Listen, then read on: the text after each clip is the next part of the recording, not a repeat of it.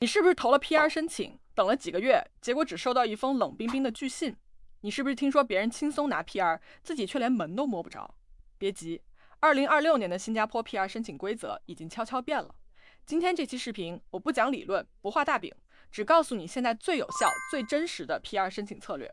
在新加坡生活的这几年里，我看过太多人因为信息滞后、材料准备不当，白白浪费了一次甚至多次申请机会。所以今天我把最新最实用的经验一次性说清楚。首先明确一点，新加坡政府从来不是谁有钱就给 PR， 也不是谁待得久就一定批。ICA 现在最看重的是你有没有长期扎根新加坡的真实意愿和实际行为。这意味着什么？光有高薪不够，你还得有稳定的工作记录、良好的税务历史、家庭纽带，甚至是社区参与。这些细节正在成为决定成败的关键。根据2025年底更新的审批趋势，3类人最容易获批。第一，持有 EP 工作准证，在本地稳定工作3年以上的人。第二，配偶是新加坡公民或 PR， 并且已经在本地组建家庭、有孩子的人。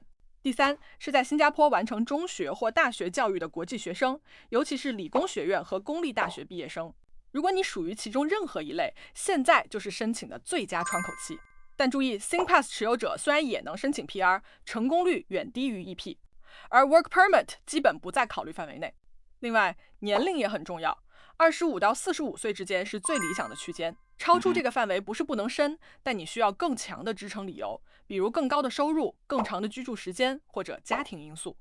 接下来说说实操。PR 申请必须通过 ICAA 官网在线提交，费用100新币，无论结果如何都不退。材料一旦上传就不能补交，所以务必一次做对。核心文件包括最近6个月的工资单、IRAS 的税单、雇主出具的推荐信、护照和出生证明的英文公证件、学历证书，以及如果有配偶或子女，他们的相关证明也要一并提交。特别提醒，雇主推荐信千万别用网上随便找的模板。ICA 每天看成千上万份申请，一眼就能分辨出是不是敷衍。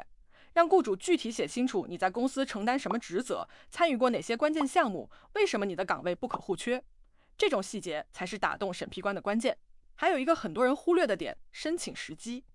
每年7月到9月是 PR 申请高峰期，因为很多家庭为了孩子入学赶时间，这时候 ICA 积压严重，审批慢，竞争也激烈。反而是1月或11月提交，处理速度更快，通过率相对更高。别小看这个时间差，它可能就是你和 PR 之间的最后一步。如果你已经结婚，哪怕配偶拿的是 SP， 也可以一起以家庭单位提交申请。ICA 对家庭申请的审核会更宽松一些，因为他们更愿意看到完整的家庭在新加坡安定下来。另外，如果你的孩子是在新加坡出生的，一定要把出生证明放进去，这是强有力的扎根证据。再来说说被拒怎么办。很多人一收到拒信就慌了，其实不用。ICA 不会告诉你具体原因，但你可以从几个方向复盘：是不是工作时间太短？是不是频繁跳槽？是不是材料不够完整？建议至少等6个月后再重新申请。这段时间里，争取升职加薪、稳定工作、完善家庭结构，或者参与一些本地社区活动。这些行动都会在下一次申请中形成正向积累。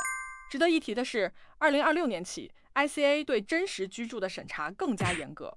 如果你长期远程办公，大部分时间不在新加坡，哪怕持 EP 满5年，也可能被认定为缺乏定居意图。